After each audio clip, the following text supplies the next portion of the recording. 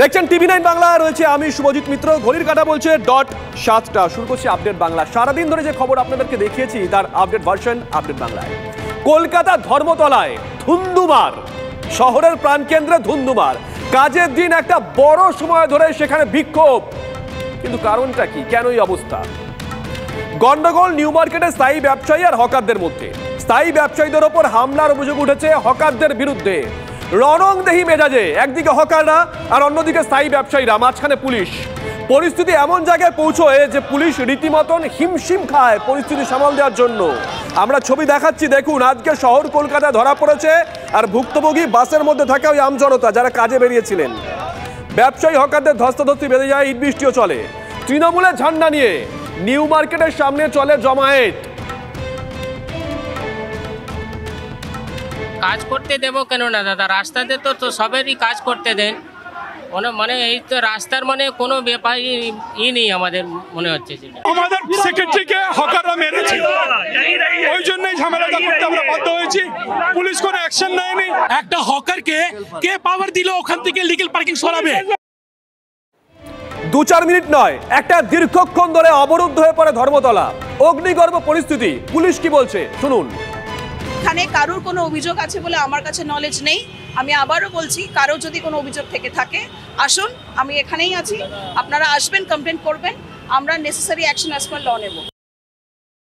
সকাল থেকেই এই নিউ মার্কেট চত্বরে হকার এবং ব্যবসায়ীদের মধ্যে একটা উত্তেজনা পরিস্থিতি হয়। হকাররা নিউ মার্কেটের স্থায়ী ব্যবসায়ীদের যেখানে পার্কিং সেখানে নিজেদের পসরা নিয়ে বসাতেই তাদের মধ্যে অশান্তি হয় এবং তার জেরে হকাররা ব্যবসায়ীদের মারধর করে বা আক্রমণ করে বলে অভিযোগ। তার জেরেই কিন্তু নিউ মার্কেট চত্বর দুপুর থেকেই একটা অশান্তির পরিস্থিতি ছিল। দুপক্ষের অভিযোগ পাল্টা অভিযোগে একাধিকবার এই এলাকা উত্তপ্ত হতে দেখা যায়। পরিস্থিতি একটা সময় পুলিশের নিয়ন্ত্রণের বাইরে চলে যায়। তারপর অবশেষে বিরাট পুলিশ বাহিনী এসে পরিস্থিতি নিয়ন্ত্রণ করে। ক্যামেরা বিনোদ সিংহের সঙ্গে সুজয়, টিভি9 বাংলা, কলকাতা। আচ্ছা, বৃহস্পতিবার মুখ্যমন্ত্রী বৈঠক করতে 1 মাস সময় দিয়েছিলেন না, কিন্তু রাজ্যের প্রশাসনিক প্রধান বলার পরেও বুলডোজার থামছেই না। আজকেও দিকে দিকে ছবি দেখাই, বিগলে পিসিআর কে বলবো এই ছবি দেখুন। আজকেও দিকে দিকে বুলডোজার নেমেছে, পার্ক সার্কাসে নেমেছে, বোলপুরে নেমেছে। ছবিটা একবার দেখুন। অথচ মমতা বন্দ্যোপাধ্যায় বলে দিয়েছিলেন কোথাও কোনো বুলডোজার নামবে না। আর এই যে পতাকা দেখছেন, জাতীয় পতাকা নিয়ে খেটে খাওয়া হকাররা আজকে বুলডোজারের সামনে গিয়ে দাঁড়িয়েছেন। কেউ কেউ বলছেন চলুক আমাদের বুকের উপর দিয়ে বুলডোজার, আমরা জাতীয় পতাকা ধরে থাকবো, আমরা আমাদের হক থেকে সরবো না। দেখুন কি অবস্থা। আবারও প্রশ্ন তুলছি, মমতা বন্দ্যোপাধ্যায় রাজ্যের প্রশাসনিক প্রধান বলে দিয়েছেন কোন রকম বুলডোজার চলবে না, তারপরেও কেন এই ছবি দেখতে হচ্ছে? কার এত দুঃসাহস? আমরা প্রশ্ন তুলছি।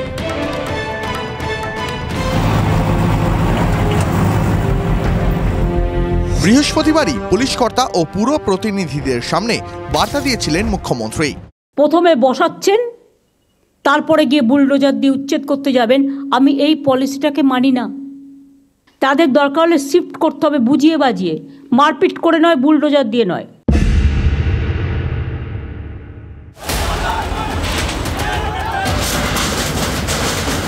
মুখ্যমন্ত্রীর নির্দেশকে ধরাই কি আর? পুলিশ প্রশাসন পুরসভার হালচাল দেখে ঠিক সেটাই মনে হচ্ছে। শুক্রবারও বোলপুরে বুলডোজার চলেছে। একটু জায়গা নয়, চৌরাস্তা থেকে শান্তিনিকেতন পর্যন্ত। বোলপুরের এসডিও সাফ বলেছিলেন,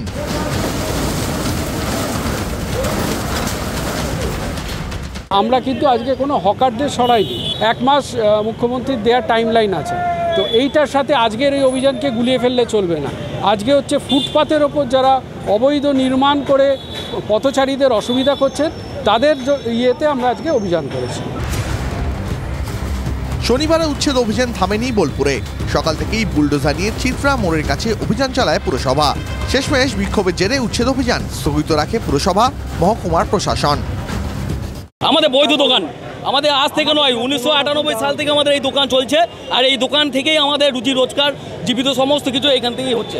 আজকে যদি দোকান ভেঙে দেয় আমাদের, তাহলে আমরা খাবো কি? তো ঠিক কথা যে আমরা একটা মানে ভালো কাজে নেমেছি, উপর থেকে নির্দেশ পেয়ে নেমেছি। সেখানে যদি পৌরসভার কর্মীদের গায়ে হাত তোলে, সেটাই বলুন, সেটা কি ঠিক হচ্ছে? হচ্ছে না তো, তাহলে নিশ্চয়ই তার একটা ব্যবস্থা তো হবেই।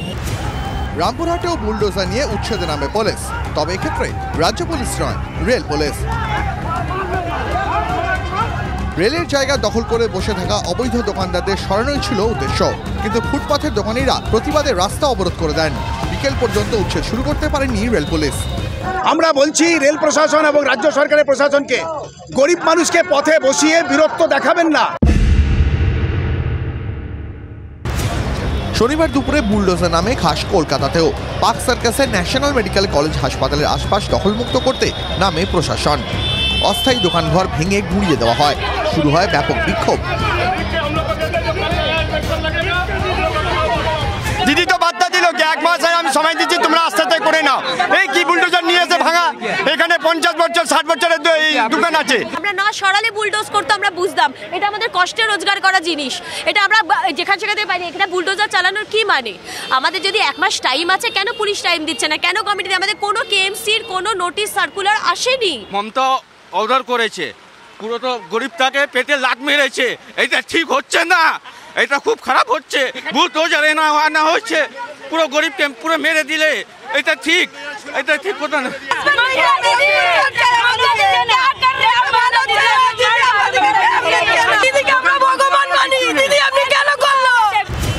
ঝামেলা যখন চলছে সেই সময় এক ব্যবসায়ী চলন্ত গাড়ির তলায় শুয়ে পড়েন।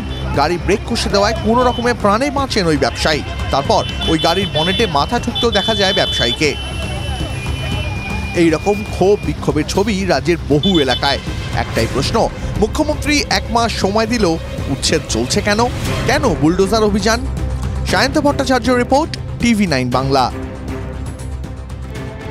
দেখলেন, চাকরি বাকরি না পাওয়া মানুষগুলো আজকে চলন্ত গাড়ির সামনে শুয়ে পড়ছে, গাড়িতে মাথা ঠুকছে। দিলীপ ঘোষ তিনি বলেছেন ক্ষমতা থাকলে এসব না ভেঙে পার্টি অফিসগুলো ভেঙে দেখান। আপনি বসিয়ে দেবেন, দিয়ে আবার নাটক করছেন, সরাবেন? আপনার মুরদ নেই সরানো, আপনি পারবেন না। আরে যদি দম থাকে আপনি আগে দেখান। টিএমসির যত অফিস যেখানে আছে কোনো কাগজ নেই, সব সরকারি জায়গায় আছে। যদি আপনার কাছে বুলডোজার থাকে, তিলজলার অফিসটা ভাঙুন, তার কোনো কাগজ নেই আমি জানি।